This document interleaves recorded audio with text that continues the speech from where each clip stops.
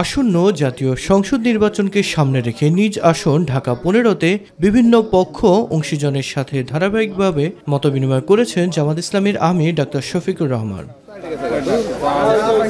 দুপুরে ওষুধ ব্যবসায়ীদের সাথে এক মতবিনিময় সভায় জামাত আমির বলেন, রাষ্ট্র পরিবর্তনে ন্যায় ইনসাফ ভিত্তিক মানবিক সমাজ গড়ার বিকল্প নেই। আল্লাহ তাআলা এমন একটি সমাজ সমবেতভাবে সকলে মিলে আমরা যাতে করতে পারি, যে সমাজে ইনসাফ থাকবে, যে সমাজ কোরআনী সমাধানের মাধ্যমে চলবে, যে সমাজে মানুষ মানুষকে সম্মান করবে, ভালোবাসবে, এরকম একটা দরদি সমাজ, মানবিক সমাজ আল্লাহ যেন আমাদেরকে গড়ার তৌফিক দান করেন। চিকিৎসা সেবার মতো মহৎ পেশা এখন কলুষিত মন্তব্য করে বিভিন্ন অব্যবস্থাপনা তুলে ধরেন ডাক্তার শফিকুর রহমান। বিভিন্ন কোম্পানির সেলস রিপ্রেজেন্টেটিভ যারা তারা আসে, দেখবেন যে বিভিন্ন প্রেসক্রিপশনের ছবি উঠায় যে ওই সাহেবকে তো এত ফ্যাসিলিটি দিয়েছি, দেখি উনি প্রেসক্রিপশনে আমাদেরকে কি ফ্যাসিলিটিটা দিল, আমাদের কোম্পানির ঔষধটা লেখলো কিনা।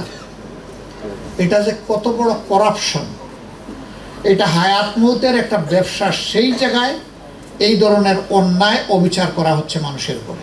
জনগণকে অন্ধকারে না রেখে যুব সমাজকে নিয়ে সকল অব্যবস্থাপনার বিরুদ্ধে কাজ করার প্রতিশ্রুতিও জানান জামাত আমির। অন্ধকারে রেখে আমরা কিছুই করব না, জনগণকে সাথে নিয়ে স্পষ্ট আলোয় এনে আমরা আল্লাহ তৌফিক দিলে এই সমাজটাকে পরিবর্তন করতে চাই। আমরা যেন আমাদের যুব সমাজের প্রত্যাশা পূরণের হাতিয়ারে পরিণত হতে পারি।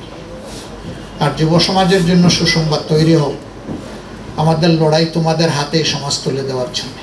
মিফতা গালিব, মাই টিভি, ঢাকা।